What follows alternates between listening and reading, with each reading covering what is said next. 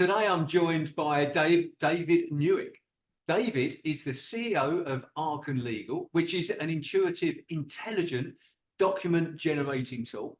He's also the managing director of Footprint Connect, a digital employee benefits platform, and the CEO and founder of Escrow, a revolutionary in estate planning technology.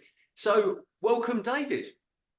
Thank you. Great to be here, Simon. Thanks for the opportunity to come and talk to you and talk a little bit about business and life and everything else that happens in between. Absolutely great. Well, I'm not sure with all those businesses. I'm not sure how much time you've got in between, but we'll delve into that in a little bit during this discussion. But look, first of all, David, tell us a little bit more about your businesses. Sure. So Arken Legal is a company that's been going for 32 years. It was set up by two private client solicitors back in 1992. And it was one of the first ever legal tech businesses in the UK and one of the very first document automation businesses anywhere in the world. The previous founders talk about this great story of building their first product in DOS. That's how long ago it was, right? So let's just think that 1992 was a long time ago, and cell phones and PCs and things like that were really only just getting started. So they really were ahead of the game and pioneering things. So that business has around about 1,000 law firm clients. We produce around 400,000 estate planning documents a year. We've got clients mostly in the UK, and that includes some of the largest national firms all the way through to smaller operators who might be one-off all writers. Target clients are typically mid-sized legal services firms. So we just focus on private client in the estate planning space. But we've also got clients in Australia, New Zealand, and South Africa. And the business is growing. It's a fantastic business, grows about 25% a year, and we've got a great set of economic metrics. I'm not going to over talk that because I'll start talking techies on, but that business has really now kind of matured and got to a good place. The Footprint business is a fantastic business which is in New Zealand, and I run that, but I've got a CEO down there who does an exceptional job. So it's very light touch from me.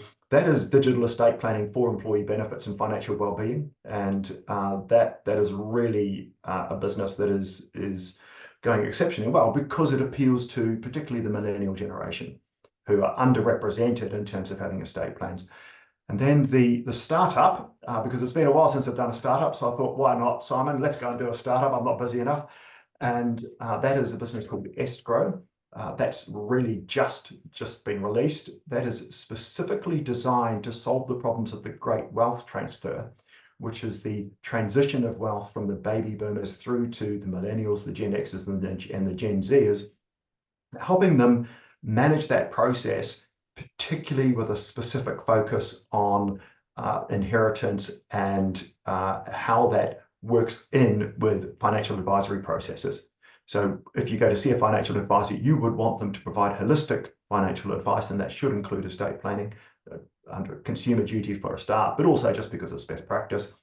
And in doing that, the advisor then manages the problem that they've got of portfolio loss, because as their baby boomer clients start to pass away, if they don't have a relationship with the beneficiaries, then of course there's a problem there for them in terms of portfolio loss and therefore earnings loss. So that's exactly the problem that Escrow looks to solve. So that look really interesting in terms of like those businesses that you're involved in. So talk us through a little bit, David, about the different roles that you play in the business, because as I mentioned, you're CEO of Arken Legal, managing director of Footprint Connect, and the CEO and also the founder of Escrow. So talk me through about how the different roles that you play and also how you balance that as well. Yes. Look, the balance is the key word there. Absolutely, Simon. Different energies, same skill set, really. So look, the Arken Legal business, as I mentioned before, is more mature, and the requirement from me is really guidance, strategy, planning, motivation, setting the cultural scene. So that business requires different aspects of my skill set. And I would spend probably 30 to 40% of my time on that. Obviously, a lot of the time that I do spend on that business is really spent on growth. So my focus is on high level growth and how I can best influence that. In kind of salesman terms, you'd say, you know, what can the CEO do or the MD do to go and sort of shoot an elephant and bring it back to the table? And that's probably the wrong analogy in these days and times, but you get what I'm saying. I get I spend a lot of time doing that. The footprint business doesn't require a lot of my time. That's really guidance, strategic input, and making sure that we're on track in terms of where we need to be adherence to plan, and input from a strategic aspect, and just really making sure that my CEO down there has got somebody to talk to, that you know, we know that it can be a lonely job, and it's all the lonelier when, you know, she's down in New Zealand and I'm here. So really making sure that we keep the comms high there. The escrow business, typical startup business, and that requires a heck of a lot of energy. And my role there is about shaping the product, but I've got an excellent product team who do the large amount of that. Really, I'm just setting the vision, being the evangelist, doing a lot of work in terms of making sure that I'm out the front of the sales effort, and driving again that kind of enterprise sales aspect to create opportunities for the business. Trying to balance all of that is a challenge. I do lie awake at night sometimes thinking, good God, what have I done? But actually, you know, that comes to one of the things that I'm sure we're going to talk about later on today, and that is being really clear about what it is that you're going to do in a day, what's important, what isn't important, what are you going to focus on, how do you make sure that you get everybody focused on the right sorts of things. And I'm lucky I've got a fantastic team of people who work for me, and of course a CEO is only as good as the people that work for him, and I'm very lucky I've got a great team, and that makes my job so much easier.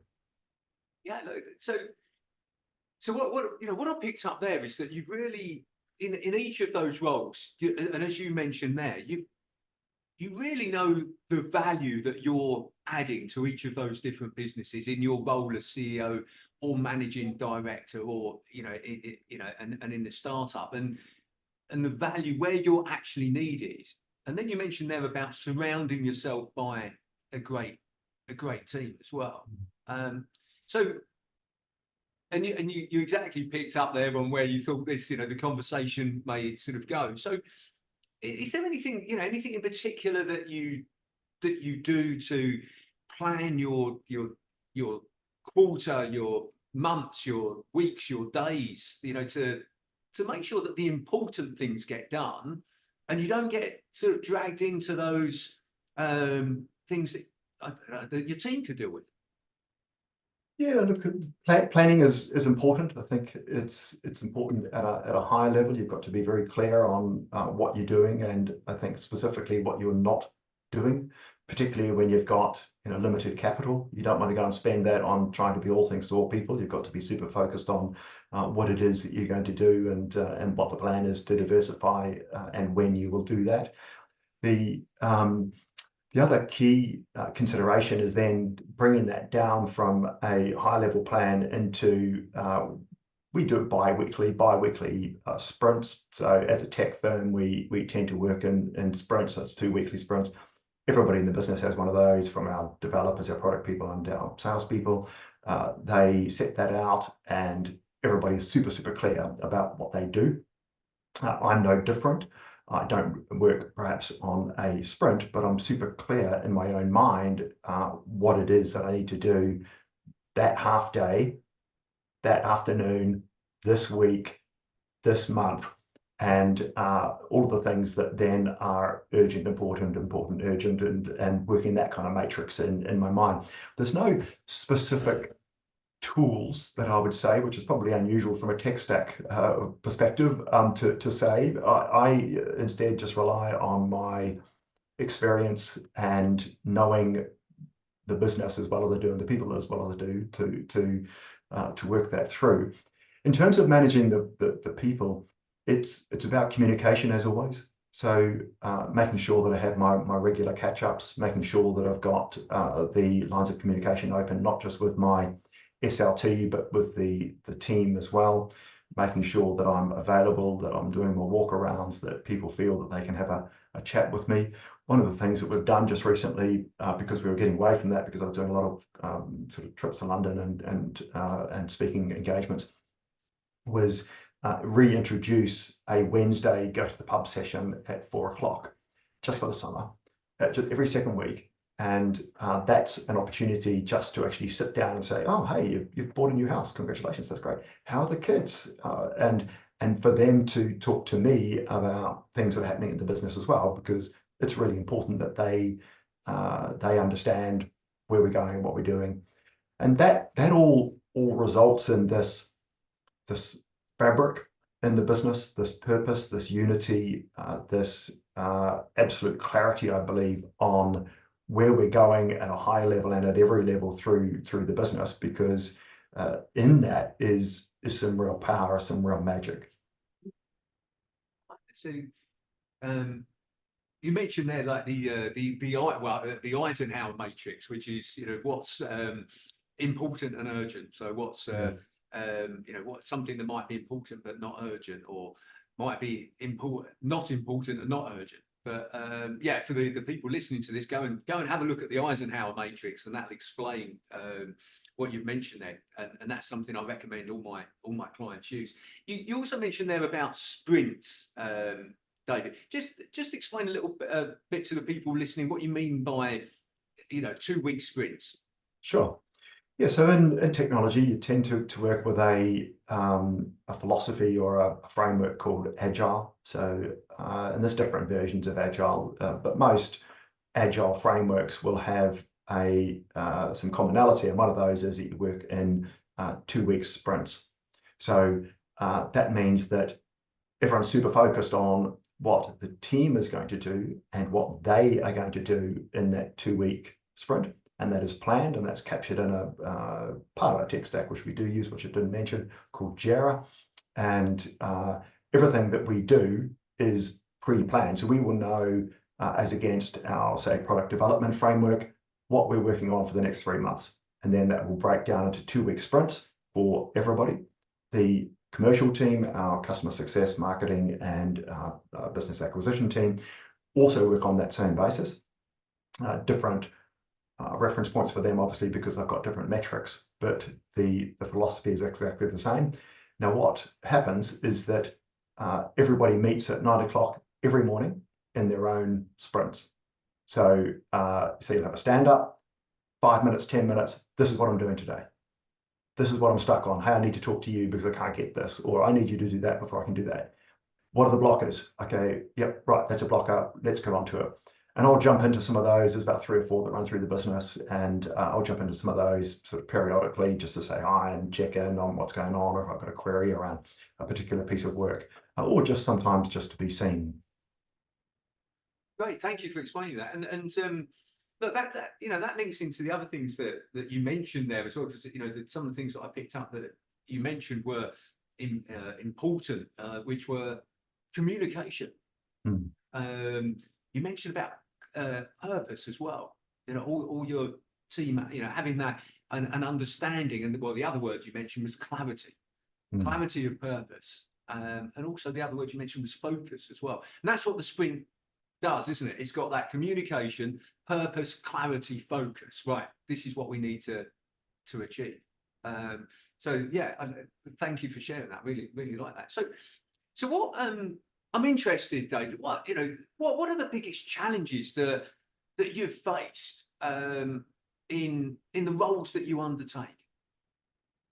Well, I guess going back in time, I've been fortunate or unfortunate enough, depending on your perspective. I prefer to kind of look at it as a positive opportunity to inherit some businesses and to run some businesses that have been in severe distress, and been responsible for turning those businesses around and making some hard decisions and re-energizing and refocusing those businesses. And that's never an easy process, because those businesses have got to that stage because they've perhaps lacked clarity, lacked purpose, and sometimes people don't want to change, and so that change is a challenge. So that's been a fantastic learning curve for me throughout my career. I think certainly in the business that I'm running now, I think about Arken Legal when I first picked that up. Great business, fantastic product, fantastic people. Just needed to be re-energized and needed to be a little updated. So there was a process of transformation that business underwent in a relatively short period of time. I don't think there was one area of the business that I didn't change, and that has now led us to the sort of growth and the sort of business that we've got today. So I think there's a lot of experiences that I've had in business, which particularly from New Zealand, where you tend to run smaller operations, albeit that the company that I ran before I came over was about 65 million New Zealand dollars, or so about 30 odd million pounds. So reasonably sizable in terms of turnover, about sort of 40 staff, and it had its own complexities, but they tend to be smaller businesses, and because of that, you tend to have to do a little bit of everything.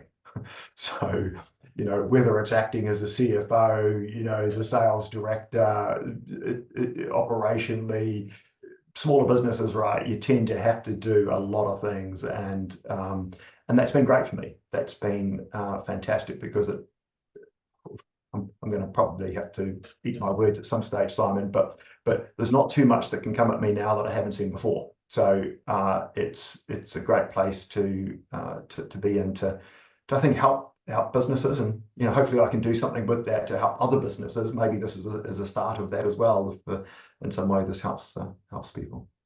Yeah, great. And look, you mentioned there about sort of coming into Arken Legal, making changes, which isn't always an easy thing to do. Coming into an organisation and changing things and getting employee buy-in for the changes, etc. So, are there any? Well, what are the top tips that you would share with somebody that wanted to coming into an organisation and wanted to make changes? What are the top tips that you would give to people?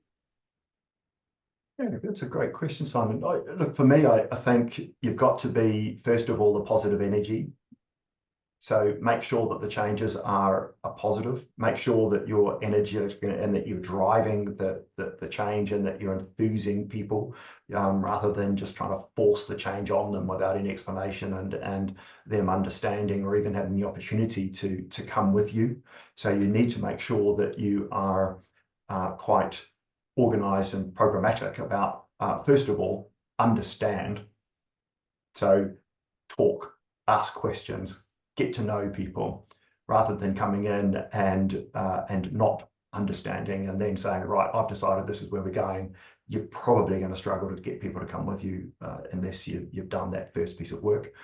So, and the other thing is, once you're in it, you've got to stay really true to it. So you've got to be super clear in your own mind what your true north is, what your outcome is that you're driving at, and drive towards that. Now, that's going to take energy, a lot of energy, and the faster you go, the more energy it's going to require.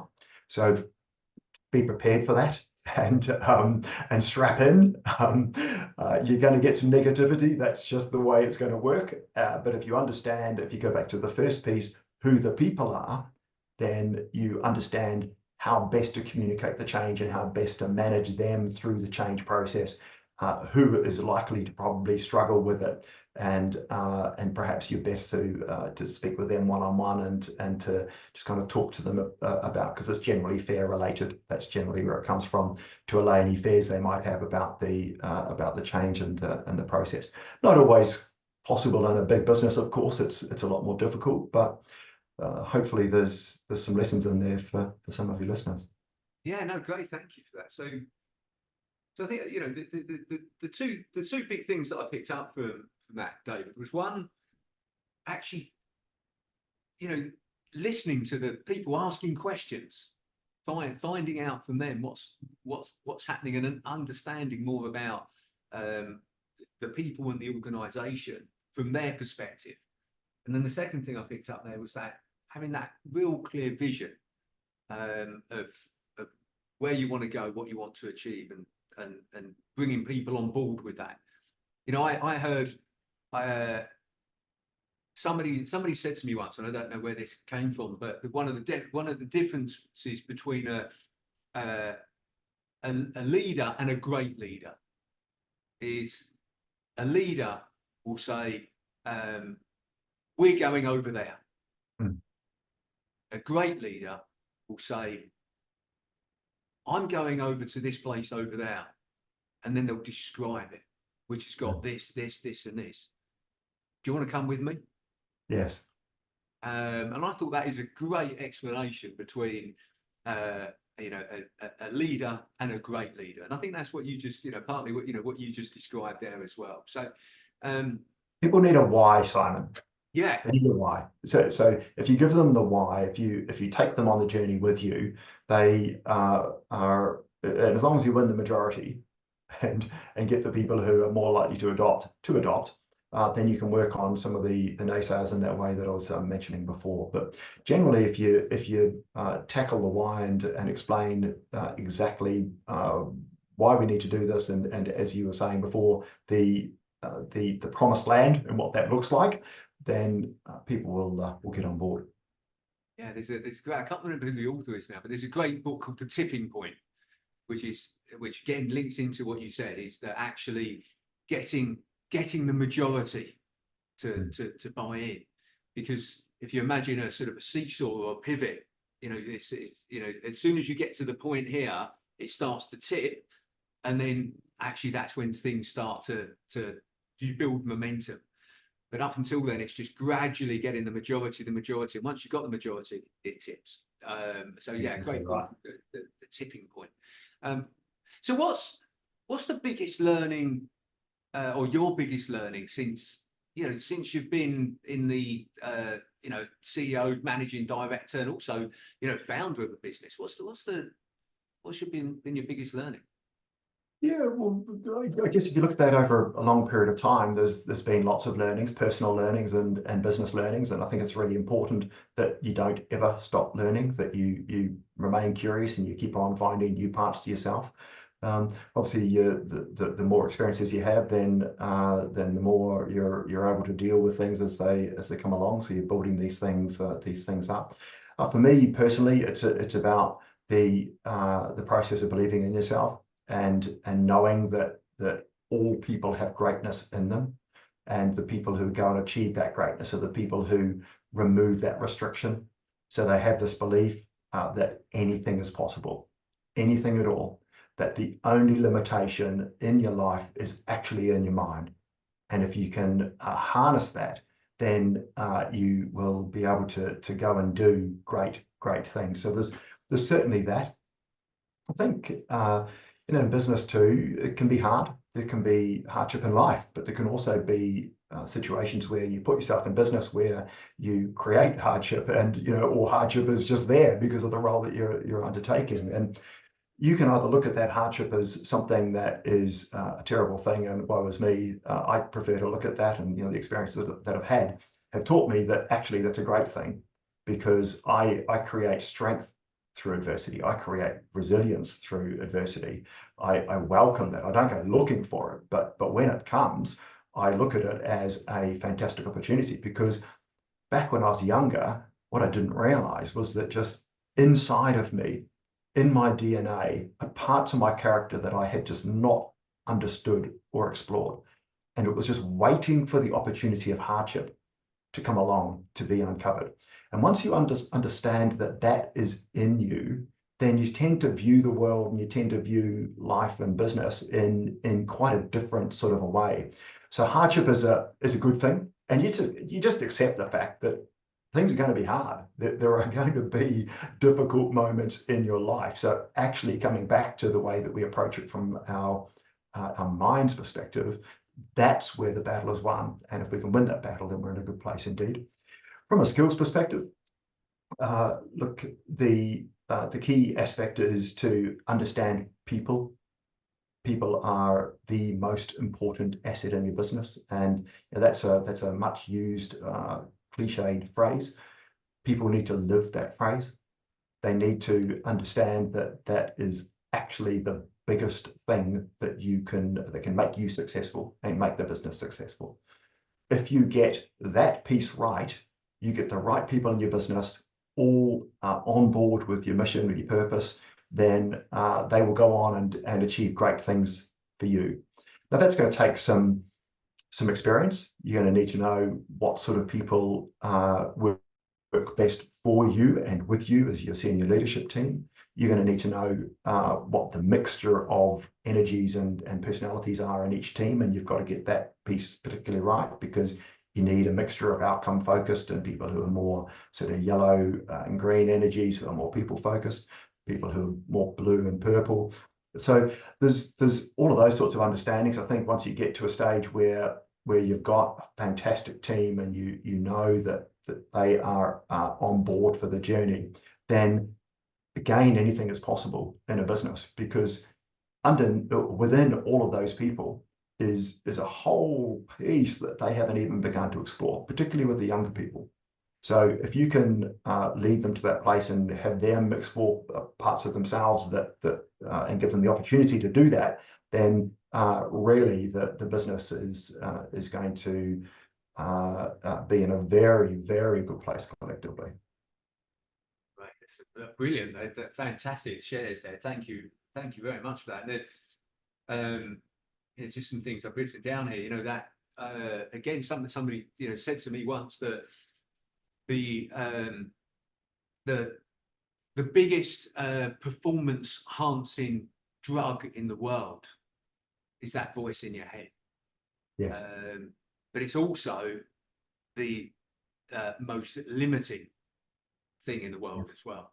So whatever you say in your head, in your mind, can either really boost your performance or really restrict your performance. So and that links into what you said, and it also, the other thing that springs to mind that you said there is that about hardships. And I don't know whether on these I often mention a gentleman called Jim Rohn.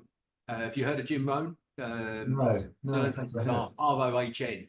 He's a great motivational speaker. Unfortunately passed away now, but he said that life and business is like the seasons. You will go through springs and summers and autumns and winters, but on the other side of the winter is the spring and the summer. But yes. also beware, because on the other side of the spring and the summer is the autumn and winters as well. And it will. And when you think about it, he's absolutely right. After a recession, there's always growth. Yes. After growth, at some point there will be hardship. So I like what you sort of shared there. So thank you for that. That's very, very topical, Simon. I'll just jump in on that one, because I run a session for the staff called Monday Motivation, and we have a Teams board, and we have a Monday Motivation saying. Yeah. And every Monday I'll post something up as a quote by somebody. And with the weather metaphor, today I went for a slightly unusual speaker, which was Dolly Parton, who said that to experience rainbows, you got to have the rain. Yeah. And it's that point exactly, isn't it? That actually from that tough place, what follows is resilience and strength and positivity, and from that positivity comes growth. Yeah, absolutely. Yeah, that's exactly the same type of thing. You're absolutely right. I like that. So, look, there's one question that I always like to finish with on these sessions, David, and that's this: what is the best advice that you would give an 18-year-old you? Probably several pieces of advice. Yeah. I think it's really important for everybody in life, but particularly in business, if you want to be successful, to understand the importance of peace. So finding peace. So for me, I have this saying, a part of my mantra, which is, peace is the epicenter of happiness. I am peaceful. And it's really important to me that from a leadership perspective, that I'm a much better leader when I'm at peace. So for an 18-year-old, that's never an easy thing to achieve. And I think the sooner that I understood that, the better my life would have been. But it took me a while to get to the point to understand that. I think the other thing too is just understanding too that greatness is in all of us. That actually, the only limitation is ourselves, which is what I was saying before. So believe in yourself, embrace it, run for it. Don't think small, think big. Don't limit your ambition, because actually, if you're going to build something, if you're going to pour energy into something, then pour energy into something that's big, because the marginal difference between small and big is not that much.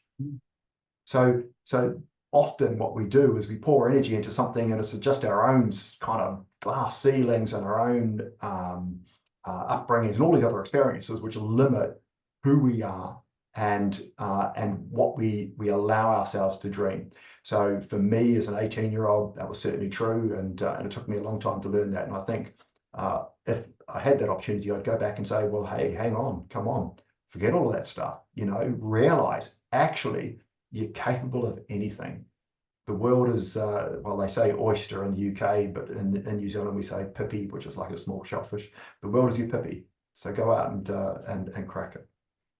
I like that. Yeah, so I picked up 3 things there. So peace, understanding peace, believe in yourself, and think big. And thank you for that, because as I've mentioned on these before, the reason I asked that is because I have a 18-year-old daughter, and I like to pass these bits of information on to her to use as she will. But look, David, I really appreciate you taking the time to speak with me today and sharing more about your businesses, but also your journey as well. So thank you very much. Well, thank you. Been an absolute pleasure. Really enjoyed it.